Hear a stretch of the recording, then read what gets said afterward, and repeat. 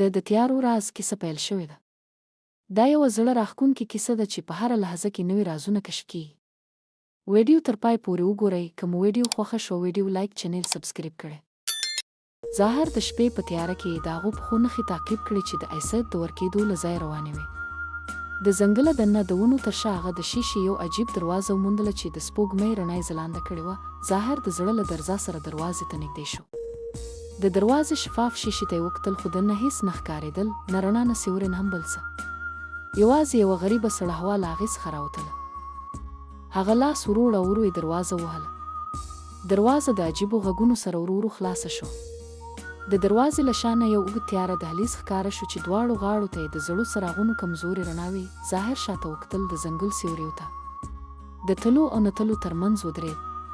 خو بیا یې خپل زړورتیا سره کړه، ساه یې ژوره واخیسته او دننه ننوت. د ماڼۍ دننه کله چې ظاهر دننه شو، دروازه له شا په خپله بنده شوه.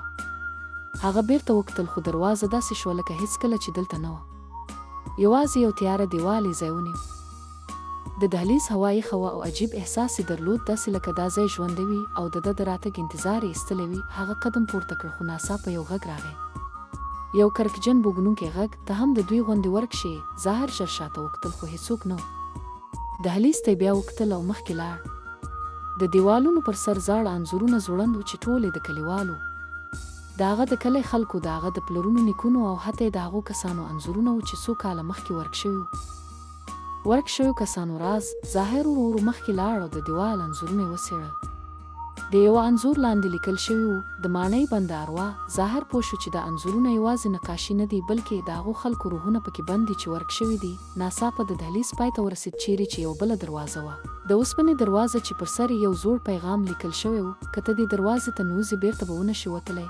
ظاهر حیران شو، خو زړورتیا یې بیرته راټوله کړه. هغه دروازه خلاصه کړه.